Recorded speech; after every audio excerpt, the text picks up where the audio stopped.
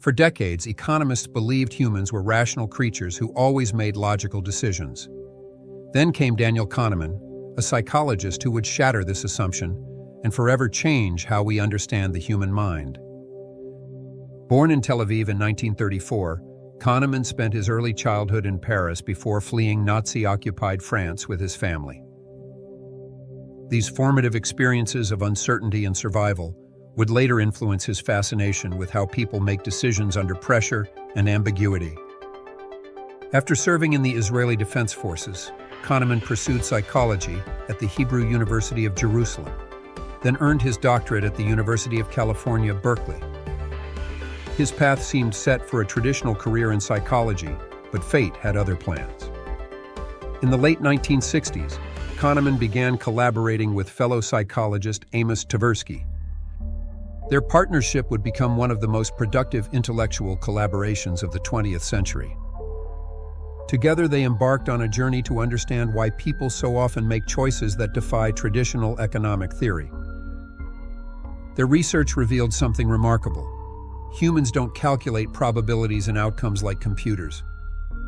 Instead, our minds rely on mental shortcuts, what Kahneman and Tversky called heuristics. While these shortcuts help us navigate daily life efficiently, they also lead us into predictable errors of judgment. One of their most influential discoveries was prospect theory, published in 1979. This theory demonstrated that people don't evaluate gains and losses objectively. Losing $100 feels more painful than gaining $100 feels pleasant. We're not the rational actors that classical economics assumed we were. Kahneman and Tversky identified numerous cognitive biases that shape our thinking. The anchoring effect shows how initial information disproportionately influences our judgments. The availability heuristic reveals why we overestimate the likelihood of events we can easily recall. The framing effect demonstrates how the same choice presented differently can lead to opposite decisions. These weren't just academic curiosities. These biases affect everything from medical diagnoses to investment strategies, from jury verdicts to political opinions. Kahneman was illuminating the invisible forces that guide human behavior. In 2002, Kahneman received the Nobel Prize in Economic Sciences, a remarkable achievement for someone trained as a psychologist. Tragically, Tversky had passed away in 1996 and couldn't share in the honor, though Kahneman always emphasized their joint contribution. Kahneman continued his work, publishing the best-selling book Thinking Fast and Slow in 2011. In it, he introduced a framework that made his decades of research accessible to millions.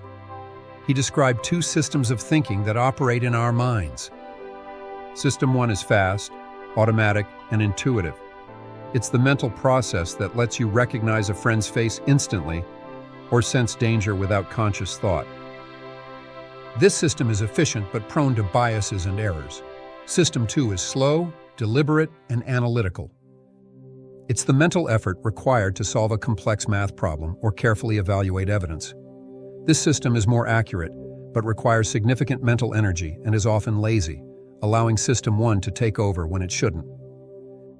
Understanding these two systems helps explain why smart people make foolish mistakes, why we're overconfident in our judgments, and why changing our minds is so difficult. Our fast, intuitive thinking often jumps to conclusions before our slower, analytical thinking can intervene. Kahneman's work extended beyond academia into practical applications. Governments began using insights from behavioral economics to design better policies. The concept of nudging, gently steering people toward better choices without restricting freedom, emerged from this research. Businesses redesigned how they present options to customers. Medical professionals reconsidered how they communicate risks to patients. His research on happiness and well-being challenged conventional wisdom here too. Kahneman distinguished between the experiencing self, which lives in the present moment, and the remembering self, which tells our life story. These two selves often want different things, explaining why we make choices that don't maximize our actual happiness. Throughout his career, Kahneman remained humble about the implications of his work. He acknowledged that knowing about biases doesn't make us immune to them. Even he, after decades of studying decision-making errors, still fell prey to the same mental traps he'd identified. Daniel Kahneman passed away in March 2024, leaving behind a transformed landscape of economics, psychology, and decision science. His work demonstrated that understanding human irrationality isn't about dismissing people as foolish. It's about recognizing the systematic patterns in how we think and using that knowledge to make better choices. The field he helped create, behavioral economics, continues to grow and evolve. Researchers build on his foundations, exploring new dimensions of human judgment and decision-making. Policymakers apply his insights to address challenges from climate change to public health. Kahneman's legacy lives in every moment we pause to question our intuitions.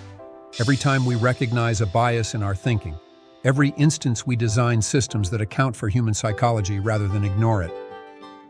He taught us that rationality isn't our default mode, but with awareness and effort, we can think more clearly about the choices that shape our lives.